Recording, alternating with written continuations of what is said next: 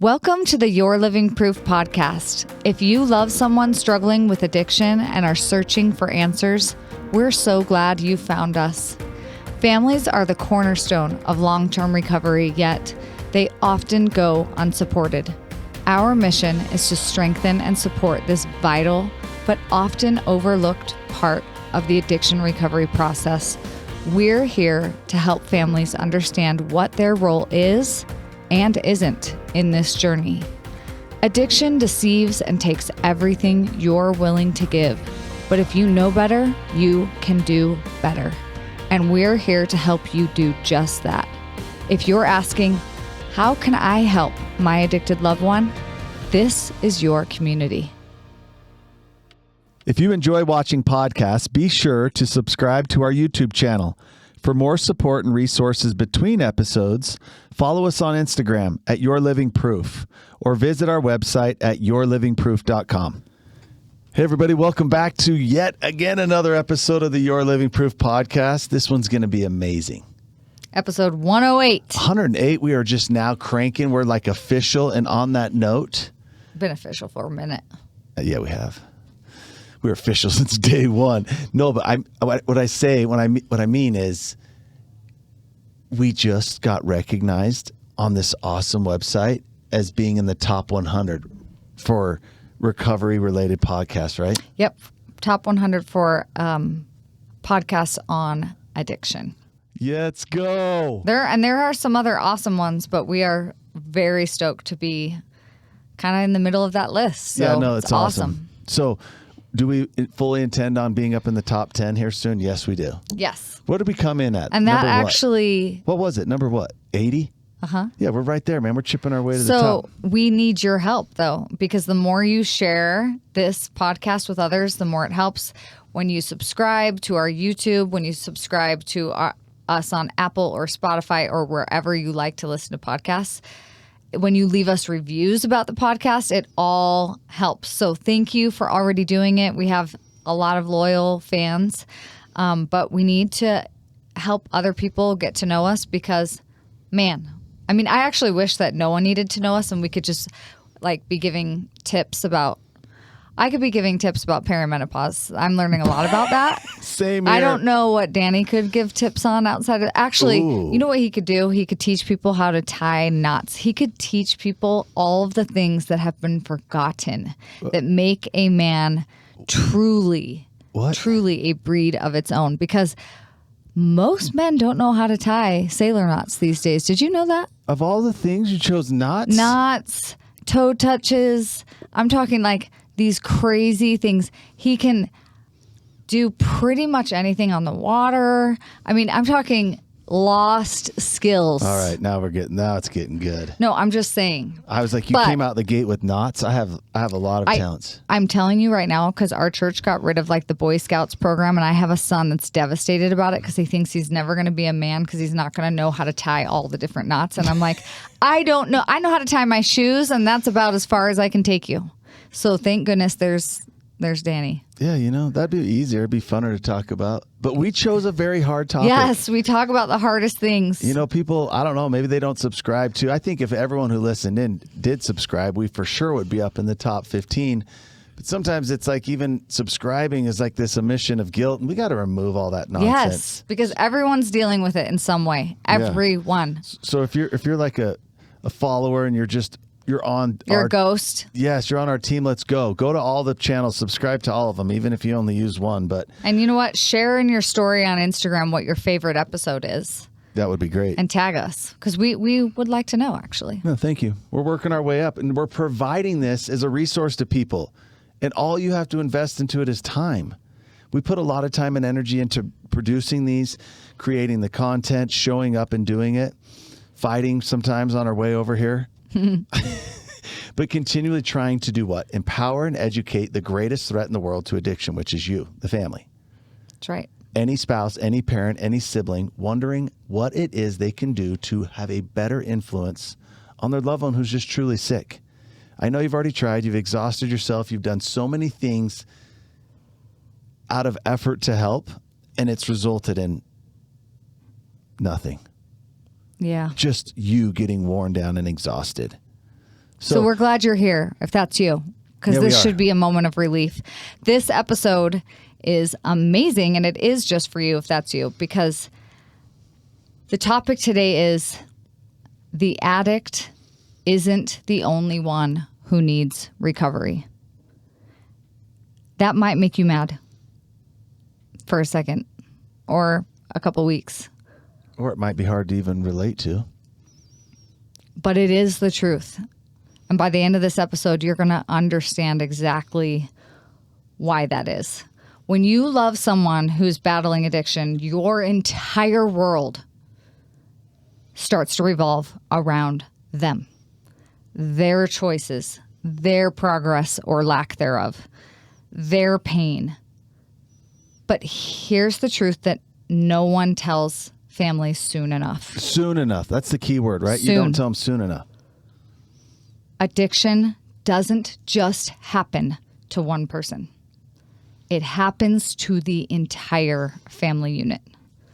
And in this episode, we're going to break down what family recovery actually means, why it's essential, not optional, and the 3 ways families unknowingly stay stuck in the cycle of their own dysfunction, even if their loved one gets sober. Uh-oh. So I hope that stood out, because that's a big one. Did you hear that? Like, you can stay in your own dysfunction even if your loved one gets sober. that can't happen. So if you've been exhausted, confused, feeling like you're doing everything and you're doing it right, but nothing is changing and nothing is working. In fact, things are just continuing to spiral.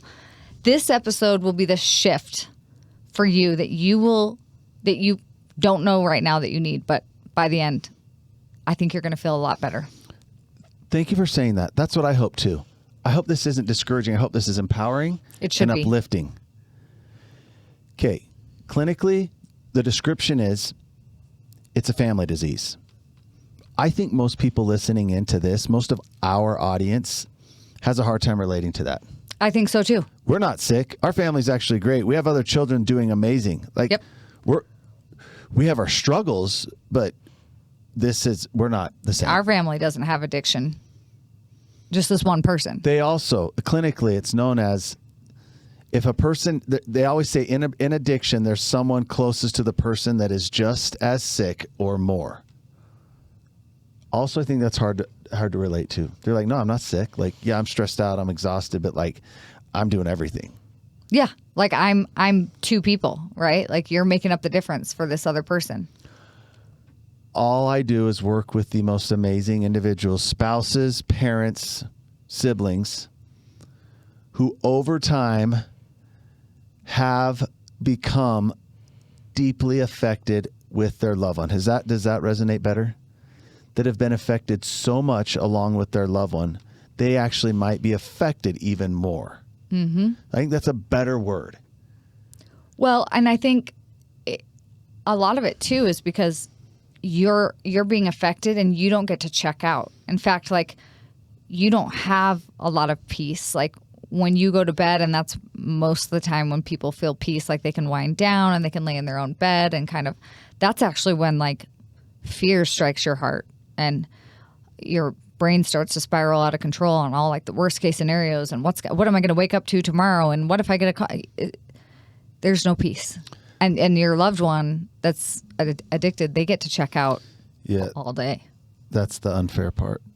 It's actually one of my greatest resentments, previously having been a monster, having been an addict that got to a horrible place. That is the most unfair thing. Yes, I was suffering, but I also lived in euphoria. I lived in bliss. I lived in levels of dopamine most normal people never experience. So I had the escape. Meanwhile, others around me who were doing everything right and trying, they just suffered and absorbed it and endured it. Yeah. So I like to just describe it as this. There's a shift. And think about this transition and maybe picture yourself where you're at. In the beginning, and for most of you, this was probably years ago. for some of you, maybe months ago that you're aware of at least. In the beginning, you were healthy, trying to help. They were developing a dependency, or maybe they were just being stupid, making horrible choices for whatever reason. Then there becomes this shift. All of a sudden, their choices now are dictated by the disease of the brain. They become dependent. They're addicted. And then over time, your healthiness starts to erode. Why? Because as they got deeper, you started to detach from certain things. Your health started getting affected. You started getting worn down. You started sleeping less. And all of this happened slowly. Right. So this whole time this shift happened, there's been this spotlight on your loved one, rightfully so. What a circus mess they put all of you in. But what happened is that bright light was shining so brightly on them, it left you in the dark and everyone else. And what started to happen to you and everyone else almost went unnoticed because we were also laser focused on this person that was getting sick. When people's come to this, it's like actually your surrender that happens, that you're hoping happens for your loved one. When you surrender to realize, I've become sick along with them.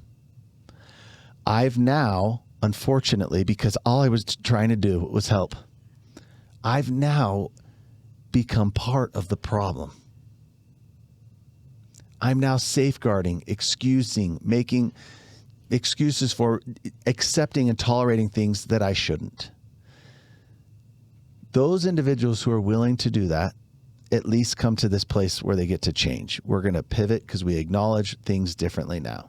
And it all started with not a damn thing changed with them. It started with you and your acknowledgement of this and how you've responded to it, how you've reacted, what you've tolerated. So can I just share a little quick story? Is just today, an hour and a half ago, was in group. It was a spouses group.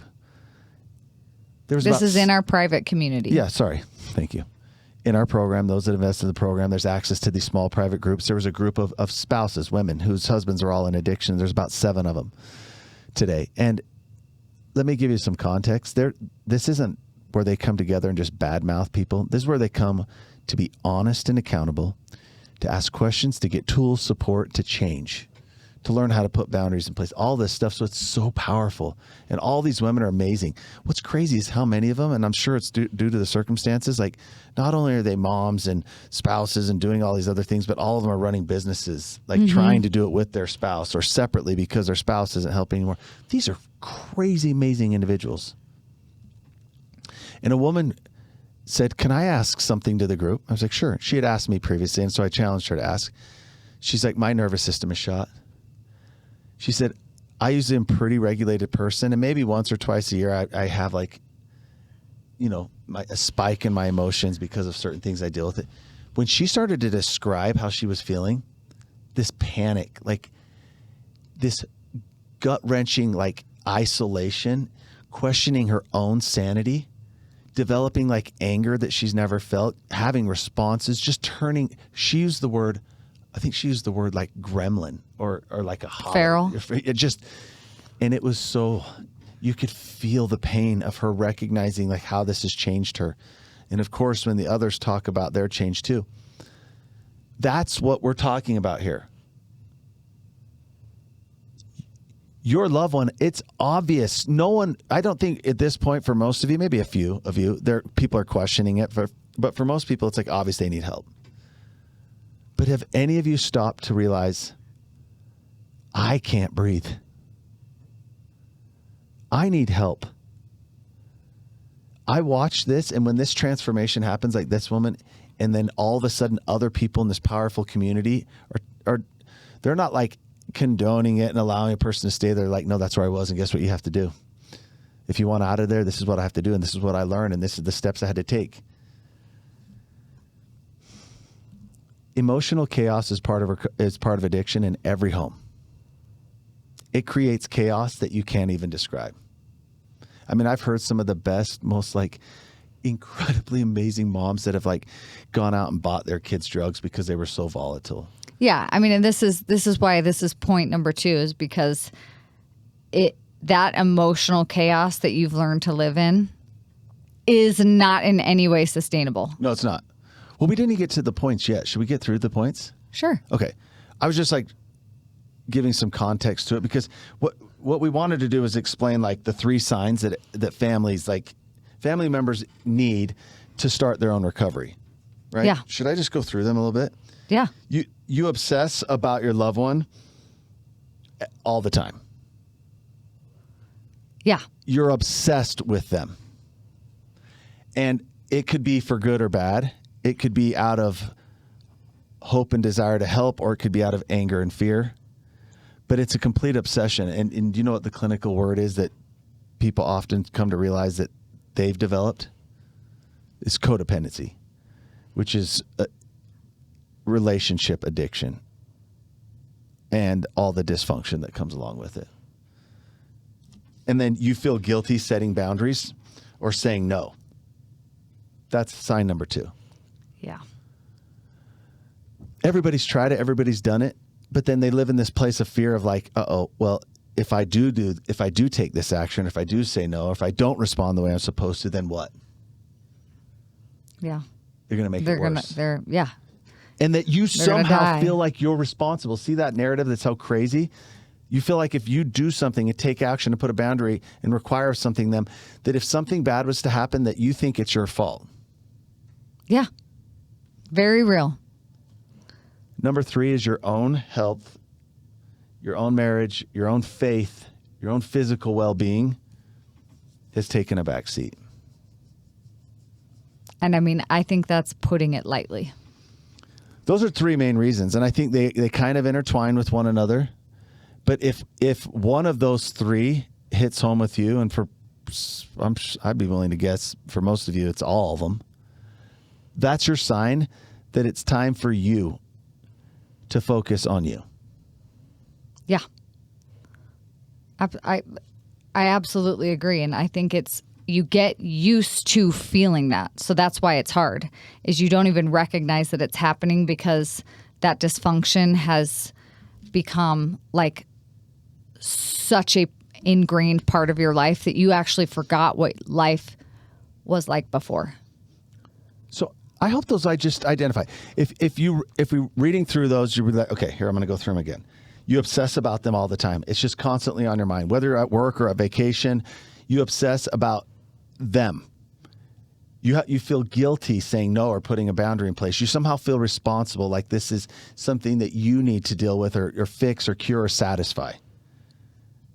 And that your own health, your own needs, the other important things of your life, even those of you who've neglected other important relationships in your life, like other children, your spouse, have taken a back seat. If one of those you can say yes to, you need it. You need to start your own healing. You need to stop almost for a minute, even thinking or worrying about them, and get your self-help and support. And there's a real reason why. Not only does that when things change drastically, but why do families need to recover too? I mean, in my opinion, it's that emotional chaos that we were talking about before. It's like you've now created a culture inside of your home in which everyone has learned how to walk on eggshells. They live in fear. Like, that's your family's culture. That's not going to change unless there's a massive shift that starts with you, unfortunately, which is really hard. And that actually kind of leads into like more of a spiritual confusion, right? Like we talked about it, maybe it's making you lose your faith. That's an easy step to take when your prayers revolve around someone else's agency, right? When you are continuing to pray over and over again, why isn't God fixing this for me? Why can't he change them? And you're living daily through someone else's choices. That's codependency. Like what you do and how you feel, your joy, your emotional stability is dictated by them. Yes, that's that classic codependency. You know what, though? Can I just say that in real life, like even in our relationship, some of it's normal. There's a level of all that where we all are guilty of something. Something that was shared in group today I thought was amazing. Again, that I'm referring to this, one of these private groups we had, was boldly reminding these people who are being so affected, so neglected, so almost manipulated and abused by a loved one's addiction. This illness doesn't play by the rules. Mm-mm. And I pleaded with them. I said, here's your challenge and maybe your permission, whatever it is that you need, to stop trying to reason with, negotiate, or compromise with someone who's severely sick. Yep.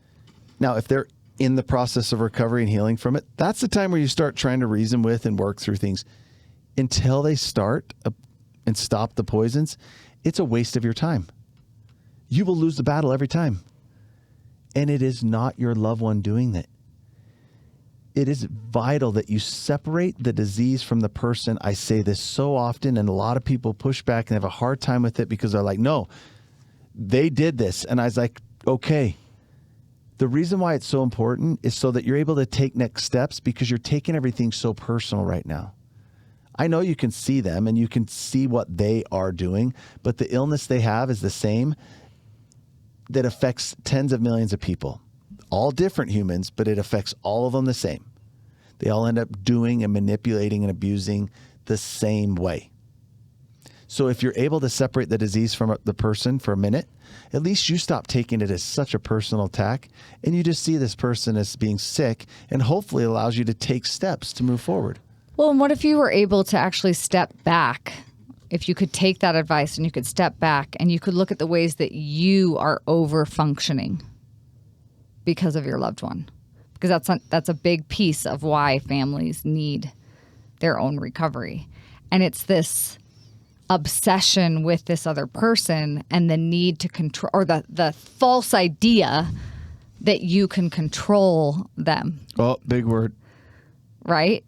Like that some way you're unique enough and you could actually like outfox the addiction, right? Like, and we've talked about it before, but trying to control your loved one's addiction only controls you. Hey, did you find that? Yeah, I'm going to read it. So it's an old post that we did, but it's a very, very popular one about control being an illusion. That it's a fear-based response that does not serve you or them. But it does do a great job of robbing you of your sleep and your peace and your energy and your ability to focus on anything else in your life, including the actual solution. The more obsessive you become in your quest for control, the further you move from a place of actually being able to help them. And remember, their addiction is a symptom of a much, much bigger root cause. And it won't be fixed by just abstaining or becoming sober. And make no mistake, you will never, ever control someone else's addiction. And when you try, it only pushes them deeper into their addiction and the lies that they are entangled in. That's the truth. And if you want to help them, the only effective way is to learn how to speak to the disease, not to them, and not try to control it. That right there is transformative and true. And it is also extremely difficult. So much easier said than done. Oh my gosh. I believe that it is not possible without a community of support. It's not. Because it will wear you down. Because of the emotional nature of it. Like because it is so wearing emotionally to toe that line and to not go into default mode. And you know what? The word control, again, I always look at it because I work with so many amazing people. It makes it hard. Some words are hard to relate to. What did the control stem from? It stemmed from love. It stemmed from your clarity, seeing what was happening to them and where this was going and how it was going to end. Oh, yeah. So it was like you weren't trying to actually control them. That's what happened. You were trying to like save them. Of course. Protect them. Protect everyone else. It always comes from a place of love. That's really what I hate. Addiction. Okay, again, where are you at? Is your loved one in recovery? That's where it gets a little messy. Or do they need to get started? If they need to get started, that's totally different. if you gave it this, oh, I'm so proud of you, that's so great, I can see you've been trying, and what addiction does is it takes that and gives a false narrative, I'm good, everything's fine. If you're like, you know, if you turn into that like really bitchy version of yourself and you're getting mad and angry, guess what? You just gave it what it needs to go and hammer down. Like they're going to really go get hammered. That's so disgusting. And you never meant for that to happen. But this is a brain disease. As soon as the world just starts to come into this realization for what it is. A woman shared a thing in group. I shared this on the last podcast or 2 podcasts ago. You have to stop looking at this for what you want it to be and start looking at it for what it is. Mm-hmm. That's hard, though. Again, I know it's hard. But the more work you start doing on yourself, guess what? The less personal it feels. Almost it's like it allows you to step back, like you said, and be like, oh my gosh, like you are crazy and I do want to choke you, but I know you're sick. Like this is the addiction manifesting. And you can't get there until you start getting healthier. The phrase we use in the group all the time, you cannot get sick enough to help a sick person get better. It's only when you're thriving that you have something to offer. No one's going to thrive when you've been beat down and worn down this long without help. Right. Right. You've got a woman, Beth described it in the group recently when she just said, you know what? I started doing enough work, putting in some effort, learning from others that I got my voice back. And I thought that was so powerful. Can I just please chime in for all the addicts out there, the gremlins? They don't want this. They're not even really aware. If they see it happening, they can't feel it or acknowledge it. They wouldn't want any of you to be feeling this way either. But that person you love is no longer in charge. So no, we're not condoning this. That's the hard part here to decipher between the two. This person's sick. And it feels like a personal attack on you, but it's not. That's why you've got to get healthy. Otherwise, over time, you get so worn down, so beaten down. For those of you that are religious, isn't that how Satan works? He just waits. He's like almost like this opportunistic.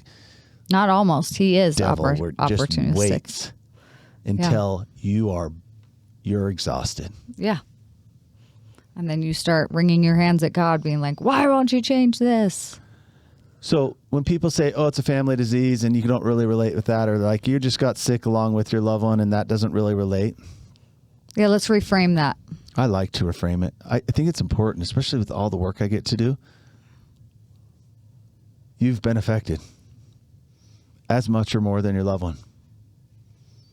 And the truth is their addiction cannot continue if you're unwilling to continue being abused and neglected. You never intended to. I actually watched. Do you know that sometimes the people, the parent, the mother, the father, the spouse, who end up becoming the most impacted it's because of they're the strongest. They're like the most incredible, capable, able people. They had so much to give and so much to offer and could carry so much pressure and weight because you're so incredible that addiction's just been using that because you've been giving it. So we're not asking to quit. We're not asking to give up. We're not asking to throw our hands up. We're asking you, will you please get yourself help? Will you please find community? Will you please find tools? Will you please find professional support for you to see things clearly? Well, and can I say something? If you're listening to this, I want you to know there are so many therapists that you could go to that would let you talk about how your husband or brother or whoever this person is makes you feel. But that doesn't heal you. These groups of support, this community that we have built, it's not about your loved one. It's about you. It's about giving you the chance to heal. And I know that probably doesn't even make sense at this point.